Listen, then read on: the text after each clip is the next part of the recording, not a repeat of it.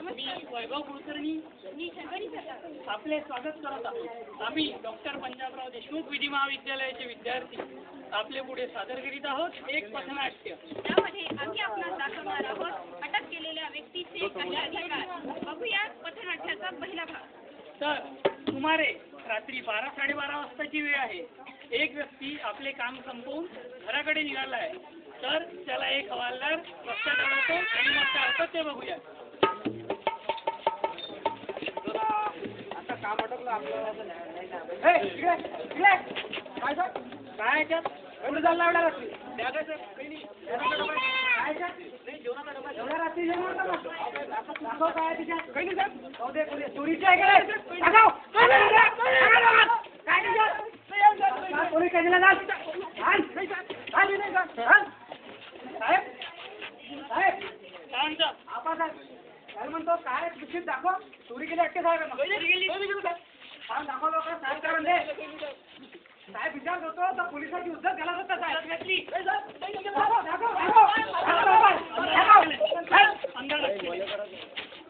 शिंदे बोला साहेब. अंदर टाकलं गेले. हो साहेब. आता एंट्री काही करू नको. ठीक आहे साहेब. बघितलंच मंडळी काय झालं ते. एका निरपराध व्यक्तीला कसं पोलिसांनी आतमध्ये मारलं आणि आतमध्ये टाकलेलं आहे. बघूया यापुढे आणखी कोणकोणत्या अधिकारांचे हनन केले जाते ते आमच्या पुढच्या भागात.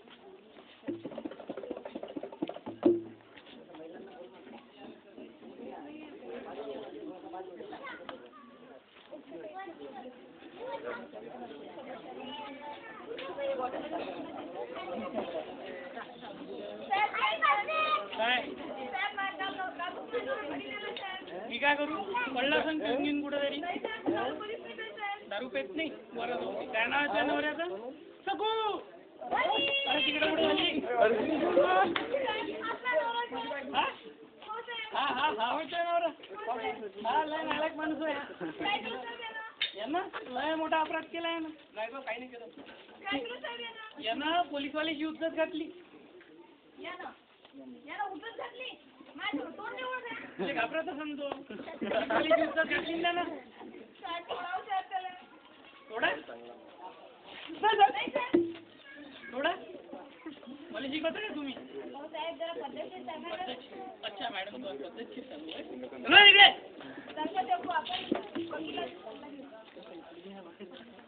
शिंदे बोला साहेब. तिकडे आणतात. ठीक आहे साहेब. अरे काय बोला घाल.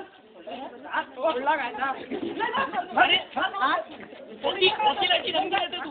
वकिलाची धमकी देतो. बघितलंच मंडळी काय झालं ते. एका निरपराधाला अटक केलेलीच आहे. भारतीय फौजदारी प्रक्रिया संहिता कलम 50-55 नुसार प्रत्येक अटक केलेल्या व्यक्तीला काही अधिकार मिळतात. त्यामध्ये असं दिलेलं आहे की जेव्हा व्यक्तीला अटक केल्या जाते सर्वप्रथम त्याला त्याच्या अटकेचं कारण सांगितलं जावं. त्यानंतर त्याला जमानती संबंधीची माहिती द्यायला हवी. 24 तासांच्या आत त्याला एका न्यायाधीशासमोर हजर करणे गरजेचं असतं. त्याला जर किरकोळ किंवा काही जखमा झालेल्या असतील तर त्याला वैद्यकीय तपासणीचाही अधिकार मिळतो. पण या केसमध्ये इथे कुठल्याही अधिकारांचं संरक्षण झालेलं नाहीये. बघूया या नाटकाच्या पुढच्या भागात काय होतं ते. तू काही काळजी करू नको. ही माझी चांगली मैत्रीण आहे. नमस्कार मॅडम. नमस्कार. कशी काय आली मॅडम? माझी शेजारी नमस्कार बाई.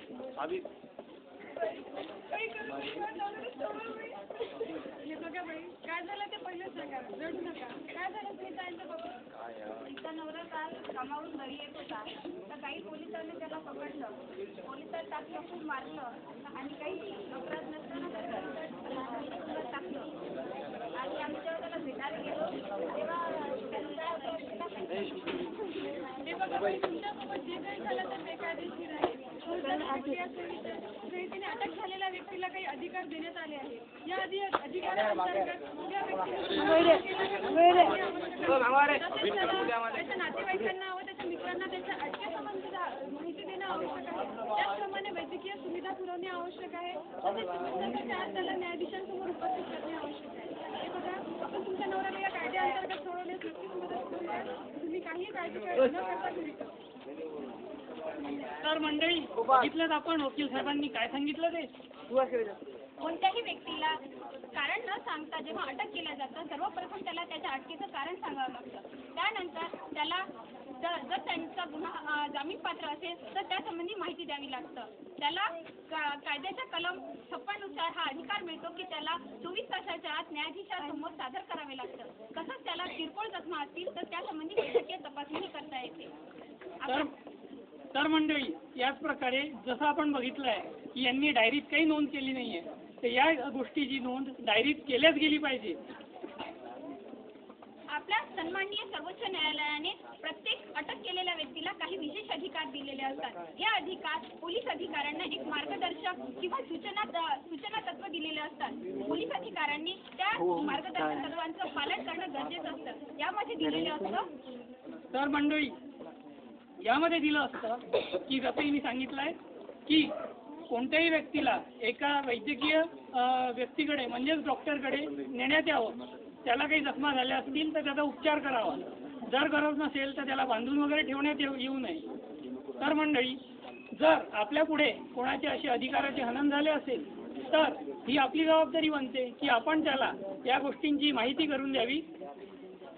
आणि माहिती करून देण्याबद्दल बरोबरच आपणही आपल्या या अधिकारांविषयी जागरूक असावं की वकील आपल्याला जर अटक झाली असेल तर आपल्याला एक वकील अपॉइंट करता येतो. त्याबरोबरच आपल्या कौटुंबियांनाही कळवलं गेलं पाहिजे की कोणत्या गुन्ह्याखाली आपल्याला अटक झालेली आहे. मंडळी आपण जेव्हा कायद्यापासून अभिन्न असतो तर कायद्याचे हे रक्षक आपल्या अधिकारांचे असेच हनन करत असतात. तेव्हा आपण सर्वांनी प्रत्येक कायद्याविषयी जागरूक व्हावं हीच आमची इच्छा. धन्यवाद.